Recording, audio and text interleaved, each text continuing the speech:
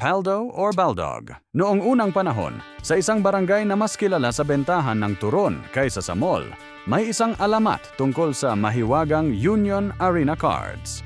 Sabi ng matatanda, hindi raw basta baraha ang mga ito. May sariling ugali. May isang binatilyong nagngangalang Berto, kolektor ng cards, pero walang ka-union sa budget. Isang araw, nakabili siya ng Union Arena Pack sa halagang last price na po, kuya. Pagbukas niya, imbes na legendary card, puro common na parang common sense ng kaibigan mong umutang ang lumabas. Galit na galit si Berto. Bakit ganito? Sigaw niya. Biglang gumalaw ang cards. May isang card na nagsalita. Relax ka lang. Hindi kami rare, pero consistent kami. Simula noon, napansin ni Berto na tuwing naglalaro siya, laging panalo ang kalaban. Bakit? Kasi ang Union Arena Cards niya, may union, sabay-sabay silang natatalo. Tinry niyang ibenta online.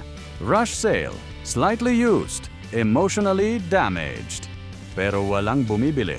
Kahit free shipping, ayaw pa rin. Hanggang isang gabi, nanaginip si Berto.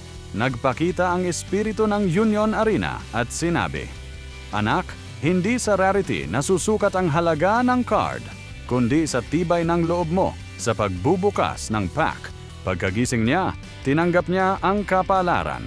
Ginawa niyang bookmark ang cards, pamunas ng cellphone, at minsan, pangtakip ng electric fan na may sira. At doon nagtapos ang alamat ng Union Arena Cards. Hindi man rare, siguradong memorable, lalo na ang sama ng loob. Bawawawa ha ha ha ha ha ha. Paldo or Baldog?